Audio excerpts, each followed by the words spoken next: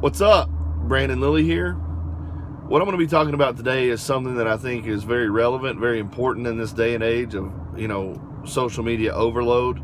I'm not classifying what I'm about to talk about as wrong or right or good or bad, but there's a clear difference in what I'm going to be speaking on, and that is being liked or getting likes, or the strive for likes and followers versus being respected. And I think a lot of people confuse the two or think that they're one and the same. But I want to share my story with you a little bit. When I first started putting information out on the internet, it was just a training log. I started doing a couple videos here and there, and people began to follow. It was honest, well-intended, as far as I just wanted to help people. I just wanted to share ideas. I just wanted to give as much as I could of myself to to help other lifters if that was the case. And I remember sometimes putting out a video on YouTube and seeing it get 100 likes, and then I remember the first time I had a video that got 500 views or whatever, and it was very, very small, but people paid attention because I was training hard. I was giving everything that I had in the gym, and it was pure, it was raw, it was real. And then as you build a following, as you build a base, you start getting all this information. You start getting people telling you what to do and how to do things. And like me, I let a lot of that information influence me as to what I did. I started reading these articles about how to grow your online business, how to grow your online presence, and what times of day to share, what keywords to use when you hashtag something, and all of that. And really along the way, I was no longer focusing on myself. Even though I was training very hard and I was building myself up as a power lifter, I was stressing myself out, and I was becoming more and more and more of a pitch man or a salesman. And what I noticed is, man, the likes kept coming and they kept coming and they kept coming. But when I would talk to my friends, or people that I respected within the sport, the feedback was, man, maybe you shouldn't have done that, or maybe you shouldn't have said this or said that. And what you soon realize is the people that you respect and the people that you look up to, why do you respect them? Do you respect them because they had 100,000 followers, or do you respect them because in the sport of powerlifting, they're one of the strongest people in the world? And that was always something that kind of conflicted with me. Was, I honestly felt like I was trying to help people, that I was trying to share of myself. But what was I doing in that process? Was I actually being real? Was I actually doing things that I would normally do, along the way? And the answer was no. I was starting to modify myself to do things that would bring in more likes or bring in more following.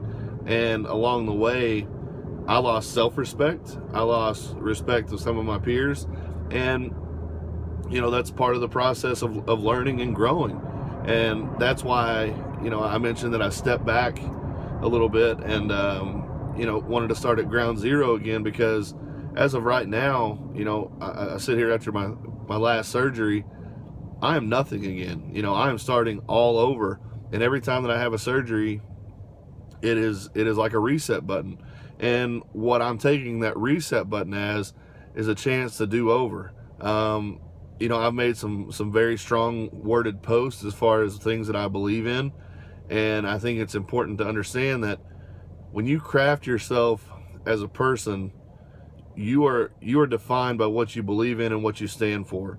And I was trying to modify myself into this, politically correct, PC person, that was very, very neutral, very vanilla. And that's absolutely something that I am not. I am not a middle of the road kind of guy. I'm a very polarizing person, and I'm not made for everyone to like. I don't expect everyone to like me. And that is who I was when I first started putting information out there. Like it or leave it, that's fine. But then, you start trying to realize, okay, I have sponsors and I have these people that are, that I'm tied to, that I don't want to offend or I don't want to upset. Listen, take my advice. if somebody doesn't support you because of what you believe, you need to walk away from them 100% anyway, because they're not going to be there when the times get hard or when things really matter.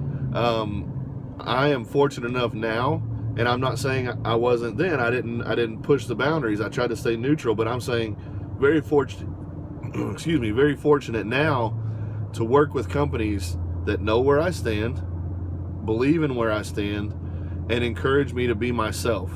And that is the most freeing feeling of all in an industry where everybody is trying to be shaped into something that they're not. You know, I see lots and lots of young women, stripping down to basically nothing in the pursuit of likes. And, I don't have a problem with anybody showing their skin or anything like that, and that's your choice, your prerogative. But what are you being followed for? Are you being followed because as a powerlifter you're strong, your efforts are worthwhile on the platform, and you're inspiring people? Or are you being followed because everybody wants to see your ass? And I have no problem with the feminine being sexy, and I have no problem with strong women being sexy, but it's what the reasoning that you're doing it for. You know what I mean? If it complements yourself as a powerlifter, if you're showing the body as an expression of I can be strong and I can be beautiful, that's one thing. But if it's like, oh, look at my new shaker cup, and you've got it stuck up between your tits, that's something totally different.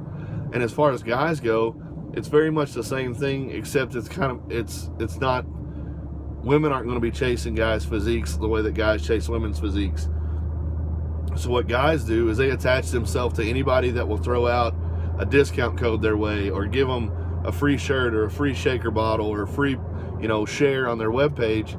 And what it amounts to is you get tied to a company that gives you nothing. I see a lot of guys out there that are very, very good lifters, very, very strong people, very, very good people that have a ton of value, and you do not understand the value that you have. But let me tell you something. As a business person, as an individual, you set your value point. If you will do something for free, you're worth nothing. If you will do something for one t-shirt, you're worth a t-shirt. And if you get one t-shirt a month, you spread that over the course of a month, a t-shirt's $5, you're working for 6 cents a day. Okay? Or whatever it is, 18 cents a day, 20 cents a day. It's nothing. You're working for pennies. And what do you get from it? A few more likes. But if you work hard, you put pounds on the bar, and you pursue the sport for what it is, you become a strong powerlifter, you dedicate to the craft, you show respect to others, and you share other people's ideas. You don't just try to put your information out there, you share others' ideas. When you read a good article, and you should be reading other articles, when you see something that's worthwhile, share it, because it's reciprocated. So many people are one-sided. It's put my stuff out there, put my stuff out there, put my stuff out there. But when you start realizing that it's a very small world, everybody knows everybody, and you start showing respect, you will start getting respect. And if you show, or if you do what you're supposed to on the platform, you'll get respect there as well. So hopefully somebody sees this and somebody realizes maybe they're leaning a little bit more towards chasing the likes, which I have done. I admit that. And it's an empty road. It is a road to nowhere, because when I got hurt, all of these people that were my rah-rah and my support group and, oh, we'll have your back 100%, they were gone. But when somebody respects you, they will pick up the phone and call, and they will offer you advice, and they will give you encouragement, and they will believe in you even when you have no reason to believe in yourself. When the road is the darkest, that's when the people come out that truly matter. So I know this maybe seems irrelevant to a lot of people, because some people will say, well, I don't really care either way. Sure you do. If you have a Facebook, if you have an Instagram, you care about yourself, you care about your lifting, and you're putting it out there on public display. I don't care how cool you want to try to act like you are and say, oh, I'm above all this. You're not. You're a part of the wheel. So if you're going to be in part of the wheel, try to do it the right way, earn respect, save self-respect, and be something that you can be proud of. For the first time in my life, I am proud of myself. I'm proud of the man in the mirror, and I'm taking steps to continue that. So thank you guys for watching. See you next time.